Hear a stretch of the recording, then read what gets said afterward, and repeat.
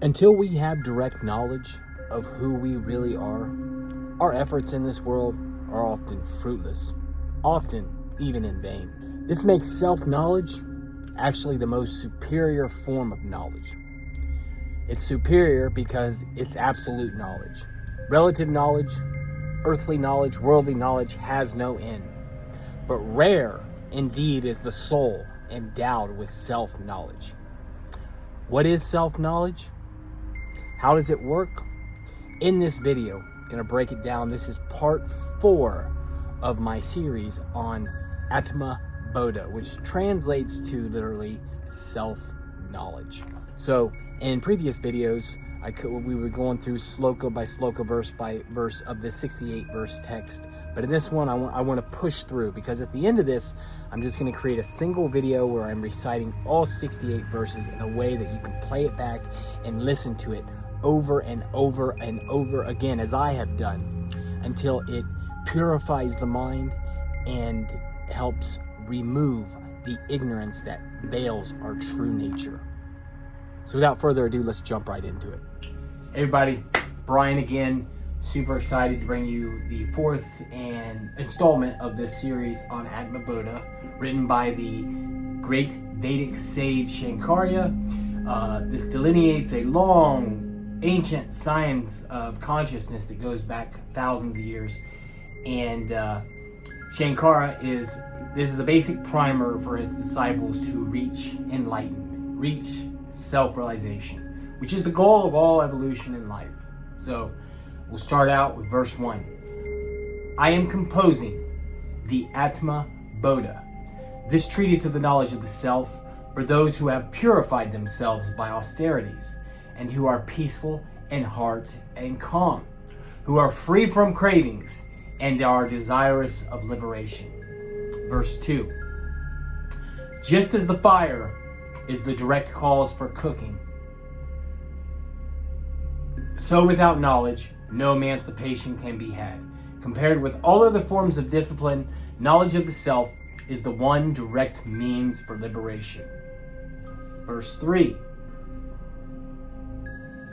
Action cannot destroy ignorance, for it is not in conflict with, nor opposed to ignorance. Knowledge doth verily destroy ignorance, as light dispels deep darkness. Verse 4. The soul appears to be finite because of ignorance. When ignorance is destroyed, our true nature shines forth like the sun when the clouds pass away. The self, the transpersonal self that does not admit of any multiplicity, truly reveals itself by itself, like the sun when the clouds pass away. Verse 5. Constant practice of knowledge purifies the self, the jiva Atman, stained by ignorance, and then disappears itself, as the powder of the kataka nut settles down after it has cleansed the muddy water. Verse 6. The world, the universe in fact, the world which is full of attachments and aversions is like a dream. It appears to be real as long as it continues, but appears to be unreal when one is awake, when true wisdom dawns. Verse 7. The world appears to be true so long as Brahman, the substratum, the basis of all this creation, is not realized. It is like the illusion of silver and the mother of pearl. Verse 8. Like bubbles in the water, the worlds rise, exist, and dissolve in the supreme self, which is the material cause and the prop of everything. Verse 9. All the manifested world of things and beings are projected by imagination upon the eternal, all-pervading Vishnu, whose nature is existence and intelligence, just as the different ornaments are all made out of the same gold. Verse 10. The all-pervading Akasha appears to be diverse on account of its association with the various conditionings, which are different from each other. Space becomes one on the destruction of these limiting adjuncts. So also, the omnipresent truth appears to be diverse on account of its association with the various conditioning, but becomes one on the destruction of these. Because of its association with various conditioning, such ideas as caste, color, and position are superimposed upon the Atman, as flavor, color, and so on are superimposed on water. Determined for each individual by his own past actions and made up of the 5 elements, which have gone through the process of 5-fold self-division and mutual combination with one another, are born the gross body, the physical body, the medium through which pleasure and pain are experienced, the tent of experiences. Verse 13, the 5 pranas, the 10 organs, and the mind and the intellect form from the rudimentary elements before their 5-fold division and mutual combination with each other. And this is the subtle body, the instrument of experience, the tent of experience of the individual. Verse 14, avidya, ignorance, which is indescribable and beginningless, is the causal body. Know for certain that the Atman, the transpersonal self, is other than these 3 conditioning bodies. Number 15, this is where we left off last time. 15, he says, in its identification with the 5 Shis, the immaculate Atman, the transpersonal self, appears to have borrowed the qualities of the mind, body, spirit entity upon itself, as in the case of a crystal, which appears together unto itself the color of its vicinity. What it means there is that when we are identified with the character, we take on the qualities of the character. When we renounce the character, when we realize we are the transpersonal self, our true nature shines forth. So we got to understand, I am not the individual. Physical universe is me. The transpersonal self alone is real. Universe is a dream. Mind-blowing, super hard. Only an advanced, adept soul can truly understand, like, existence is consciousness. God alone is real. And I and the Father are one. They take you step by step through it here. The realization has to be internalized. You can't just have a flickering realization, but you have to digest this knowledge. So we'll move on to 16. Through discriminative self-analysis, one should separate the pure self within from the sheaths, as one separates the rice from the bran, the husk, and so on, that are covering it. That is saying basically that we have to peel back the layers of the ego to realize that there is that the separate individual is an illusion, that this is a character, and that everyone watching this, everyone out there in the universe, is another aspect of me, because it's all God and it's a dream. Now we'll go to 17 real quick here.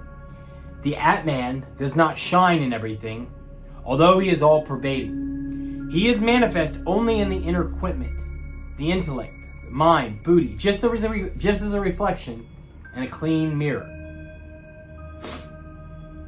The moon, 18. One should understand that the Atman is always like the king, distinct from the bodies, the senses, the mind, the intellect, all of which constitute the matter, prakriti, and is the witness of their functions. 19. The moon appears to be running, the clouds move in the sky, so also to the non-discriminating person, the Atman appears to be active when it is observed through the functions of the sense organs. 20. Depending upon the energy and vitality of consciousness, the body, senses, mind, intellect engage themselves in their respective activities, just as men work depending upon the light of the sun. 21. Fools, because they lack in their powers of discrimination, superimpose upon the Atman, the absolute existence knowledge, all the very functions of the body and the senses and the mind, just as they attribute blue color and the like to the sky, These are limiting adjuncts. You aren't this. This isn't real. He's walking you through direct realization of your true nature. Verse 22. The tremblings that belong to the waters are attributed through ignorance to the reflected moon dancing upon it.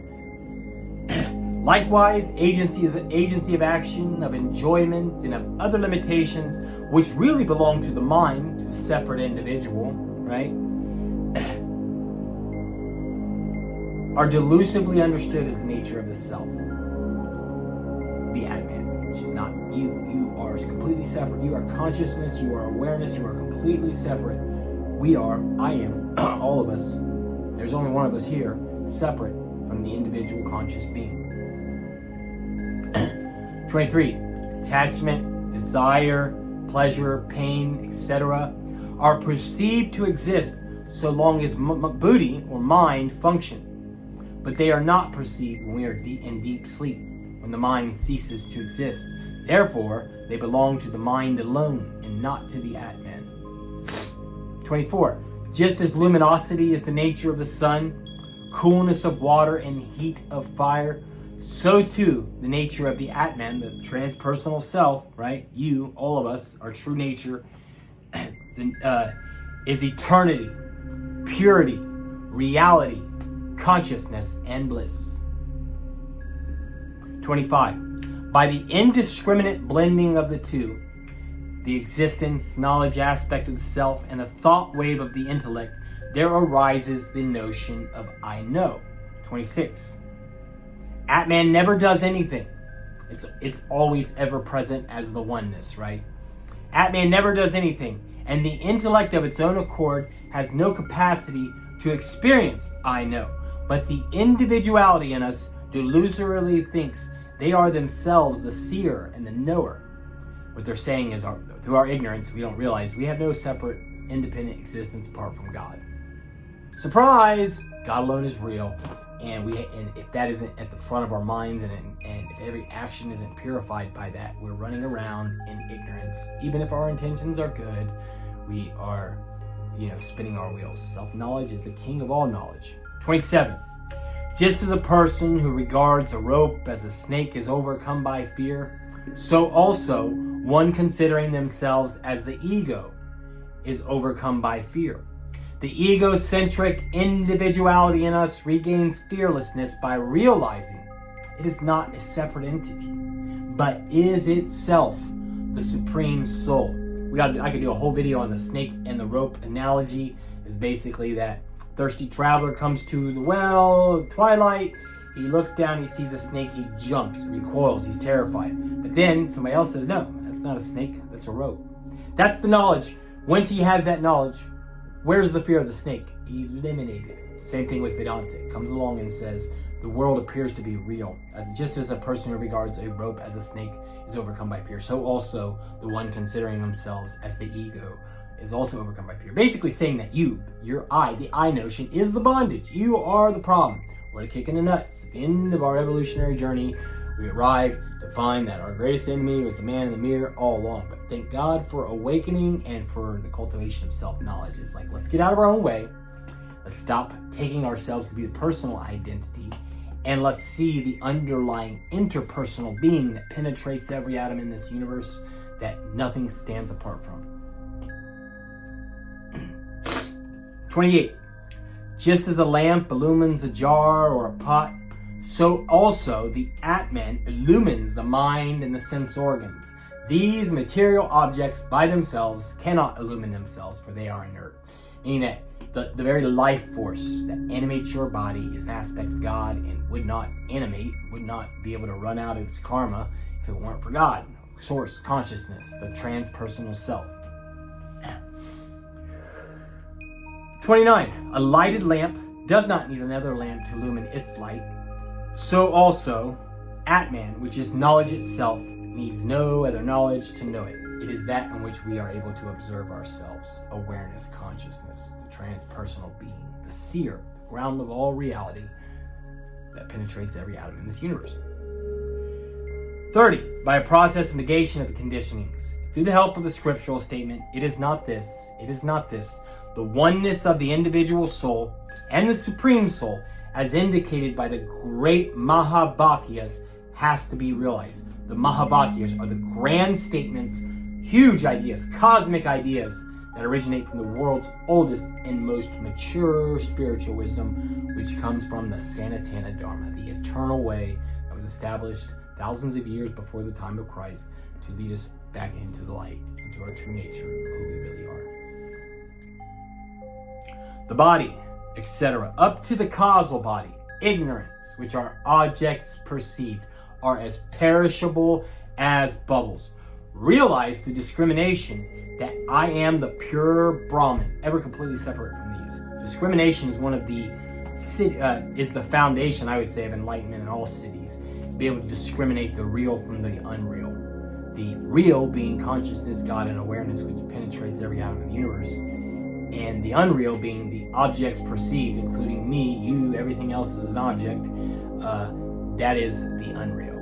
That is the appearance behind the being able to discern the unity underneath the diversity is enlightenment and the bedrock of all higher states of development, because until then you're running around playing the ego's game, getting nowhere, spinning your wheels and suffering according to your fruit, your works, your actions, your karma. 32. I am other than the body, and so I am free from changes such as birth, wrinkling, senility, death. I have nothing to do with the sense objects such as sound and taste, for I am without the sense organs. 33. I am other than the mind, and hence I am free from sorrow, attachment, malice, and fear, for that is without breath and without mind, pure is the commandment of the great scripture, the Upanishads. I am 34. I am without attributes and actions, eternal, without any desire and thought, without any dirt, without any change, without any form, ever liberated, ever pure. Now he's describing our true nature, the unknowable ground of all being. Like the space, I feel all things within and without, changeless and the same in all. At all times, I am pure, unattached, stainless, and motionless. 36. I am barely that supreme Brahman alone, which is eternal, pure, and free. 1. Indivisible and non-dual, and of the nature of changeless knowledge. Infinite, eternal, and one. 37. The impression, I am Brahman, the mental impression that you are consciousness, destroys ignorance and the agitation caused by it, just as medicine destroys disease. 38. Sitting in a solitary place, freeing the mind of desire and controlling the sense organs, meditate with unswerving attention on the Atman, which is one without a second. 39. The wise one should intelligently merge the entire world of objects in the Atman alone, and constantly think of the self never as contaminated by anything. Just as the sky, like a clear sky, that is who you are. Formless, attributeless, pure, eternal, infinite, and one. 40. One who has realized the Supreme discards all their identification with the objects of names and forms thereafter. They dwell as an embodiment of the infinite consciousness and bliss. They become the self. There are no distinctions such as knower and the knowledge and the object of knowledge in the Supreme Self, in the oneness. On account of its being of the nature of endless bliss, it does not admit of such distinctions within itself. It alone shines. The big I alone shines. When this, the lower, the small I, and the higher, the transpersonal I, the knowledge of the oneness, are churned together, the higher and the lower aspects of the self are well churned together, the fire of knowledge is born from it, which in its mighty conflagration shall burn down all the fuel of ignorance in us. 43. The Lord of the early dawn has already looted away the thick darkness when the sun rises. The divine consciousness of the self rises when the right knowledge has already killed the darkness in the bosom. Atman is ever-present reality. It's everywhere, right? Everywhere, all time, it is existence itself. Atman is ever-present reality, yet because of ignorance, it is not realized. On the destruction of ignorance, Atman is realized. It is like the missing ornament around one's neck. The most colossal aha moment on the soul's evolutionary journey when it realizes, aha, I've been it all along. 45. Brahman appears to be a jiva because of ignorance. Just as a post appears to be a ghost, the egocentric individuality is destroyed when the real nature of the jiva is realized as the self. 46. The ignorance characterized by the notions I and mine are destroyed by the realization of the true nature of the self. Just as right information removes the wrong notions about the directions. The yogi of perfect realization and enlightenment sees through their eye of wisdom the entire universe in their own self and regards everything else as their own self and nothing else. Nothing whatsoever exists other than the transpersonal self, the Atman. Nothing exists other than that. The tangible universe is verily Atman. Just as pots and jars are verily made of clay and cannot be said to be anything but clay, so too, to the enlightened soul, all that is perceived is the self. A liberated one, endowed with self-knowledge, gives up all the traits of their previously explained equipment. We let go of the personal identity and take a stand in awareness, right? And because of their nature of Sat Chit Ananda, existence, consciousness, bliss, they verily become Brahman, just as a worm grows to be a wasp. 50. After crossing the ocean of delusion and killing the monsters of likes and dislikes, the yogi, who is united with peace, dwells in the glory of their own realized self. The self-abiding Jivan Mukta, the self-liberated one, relinquishing all their attachments to the illusory external happiness and satisfied with the bliss derived from the Atman, shines inwardly like a lamp placed inside a jar. 52. Though one lives in the conditionings, they, the contemplative one, remains ever unconcerned with anything. Or they may move about like the wind, perfectly unattached. 53. On the destruction of the conditionings, the contemplative one is totally absorbed in Vishnu, the all-pervading spirit, like water into water, fire into fire, air into air. There's no longer any difference between you and the all-pervading Akasha. Non-differentiation. That's the goal of life, is that no matter where you go, you're immersed in God, you're immersed in bliss. Realize that to be Brahman, the attainment of which leaves nothing more to be attained, the blessedness of which leaves no other blessing to be desired, and the knowledge of which leaves nothing more to be known.